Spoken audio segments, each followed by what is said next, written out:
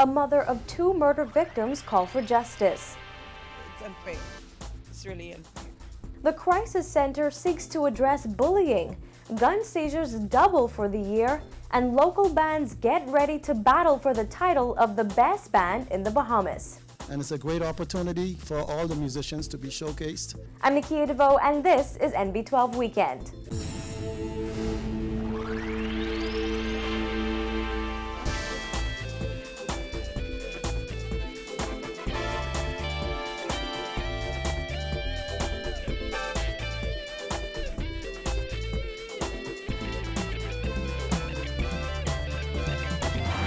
Thanks for joining us this Saturday evening.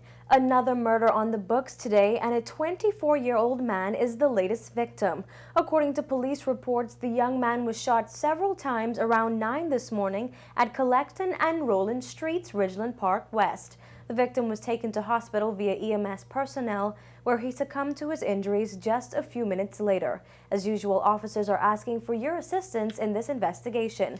Police want to question Omar Butler, also known as Smokey of Ridgeland Park West. Take a good look at this picture. Butler has a dark brown complexion, is of medium build, and stands at 5 feet 8 inches tall. He's between the ages of 22 and 25 years old and is said to frequent the Camp Road area. Anyone with information as to Butler's whereabouts is asked to contact police immediately. On the evening of March 13, 2011, Maxine Roberts learned that her 14-year-old daughter had been shot dead not far from their Garden Hills home. 1 month later, on April 14th, Roberts' 26-year-old son, Tekoyo McKinney, was killed in a drive-by shooting on Cordo Avenue. The past year has been a tough one for the woman who has had to bury 2 children. But the story doesn't end there. Christina McNeil has the details in this report. It's been about 1 year since Maxine Roberts buried not 1 but 2 children here at Lakeview Cemetery, both the victims of murder. But when she comes to visit them here, Roberts says she's faced with a new struggle. Roberts says visiting her children's graves has become a confusing and frustrating process as their graves still remain unmarked. Roberts showed us a receipt she received from Lakeview Cemetery indicating that the headstone for Jafania would cost $1,360 plus an additional $400 for a picture to be added. However, Roberts says she's still waiting on that headstone. On December 14th of last year, my stepson came to visit my kids, and the grave that he thought he was visiting, it was not their grave. It was someone else's grave because my son's picture was, stick in the ground on someone else's grave. I was told that 3 to 6 months I would have a headstone for Jafania, and it's now been the 12th of March. It's now been a year, and there's still no headstone. And my son is April the 14th of next month would make him a year, and there's still no headstone. It makes me feel really sad because when they gave me the price, they told me what it would cost me to bury them, so forth and so on, including the headstone. And I was specifically told that in 3 to 6 months I would have it. Now coming here and there is no headstone, it's like I've been deceived. It's been about a year since both children have been buried, but Roberts says she's also still waiting for justice. When asked what she thinks about the justice system in the country, here's what Roberts had to say. Right now, there is no one being held for my son nor my daughter, so no, it's unfair. It's really unfair.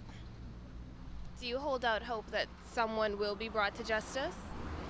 I would hope so. I really do hope so. As a matter of fact, like I said, I have forgiven them. And the other person, he knows who he is. I really have forgiven him as well. We'll just wait and see what happens. Meanwhile, one of the men charged with McKinney's murder was shot to death while out on bail. McKinney, too, was accused of murder and out on bail when he was killed. Roberts says she knows her struggle is not unique to her, and she offers words of comfort to other parents who've had to bury their children. I'm just trying to make it one day at a time. It's not easy. It's really not. Whenever I think of both of them, especially my daughter, it's really hard.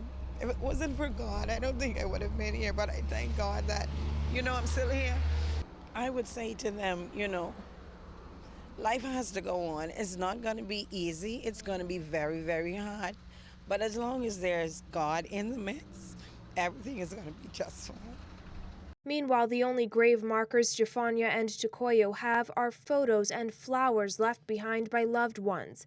When our news team visited the cemetery earlier this week, an office employee said the headstone should be ready for installation in 2 weeks.